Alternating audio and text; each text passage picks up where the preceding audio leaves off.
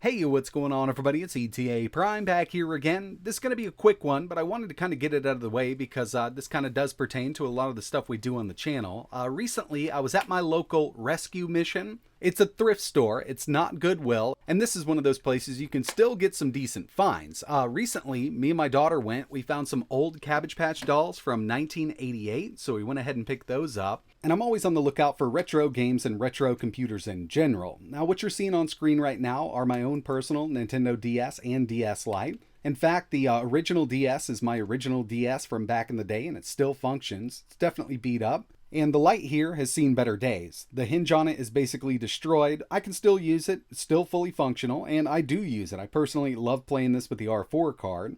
But like I mentioned, recently I visited my local thrift shop and I came across a lot that I couldn't resist. It was $85, and with this I got a lot of great stuff. In fact, this is one of the best hauls that I've come across in a very long time. Now first up, we've got some DS games. I purchased all of this in a lot for $85, everything you're about to see. Now, we've got a bunch here. A lot of stuff that's not great, but I did get some really nice gems. We've got Kung Fu Panda, Wipeout, Ninjago, Jumpstart, Legend of Lost Island, Mario DS, The Amazing Spider-Man, Adventure Time, Sonic Racing, a bootleg version of Pokémon Platinum, but luckily there was a real version in there with it, and Pokémon White. So when it comes to the games, not a bad little haul here. Definitely happy to add all of these to my collection. But that's not it, because I got these games along with a couple of consoles, and I was kind of blown away when I saw exactly what we got here.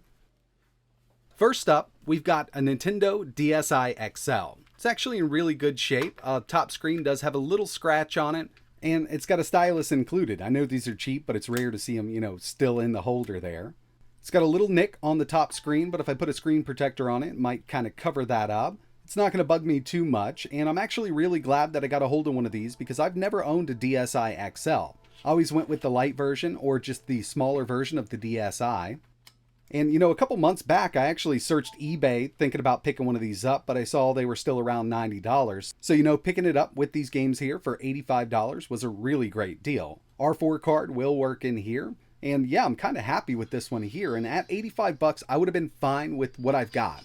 But there was another console included, and to tell you the truth, I really do think that, the people who worked there thought it was another Nintendo DS. But it turns out I got a 2DS XL in this whole lot here for $85. And this thing's in really great shape. It is a US version. We've got the orange and white. Stylus is missing. Got a few nicks on the body itself, which is really normal. But the screens have screen protectors on them, so there's no scratches on these screens whatsoever. If there's any nicks here, it's probably just on the screen protector. I've already spent some time with this. I've installed some Homebrew, and I do want to make a full video on this because I've actually been having a blast running Homebrew on this system here. And I'm not just talking about running backups. I'm talking about other applications like RetroArch. We've got a Quake here, OpenBore. There's tons and tons of different Homebrew applications that we can run on the 2DS XL or even a 2DS or a 3DS. And I really do think it's still a viable console to run retro emulators on and different Homebrew applications. Like I mentioned, I've been having a lot of fun with this.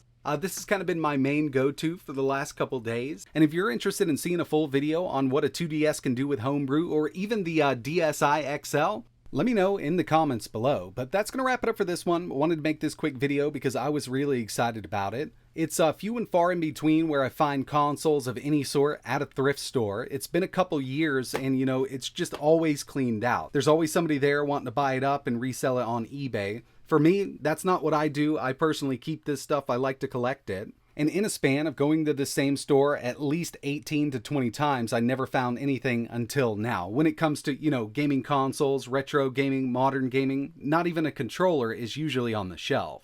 Now, if you're already into the 3DS or DS homebrew scene and you know some awesome applications that I should try out, let me know in the comments below. But that's going to wrap it up for this one. And like always, thanks for watching.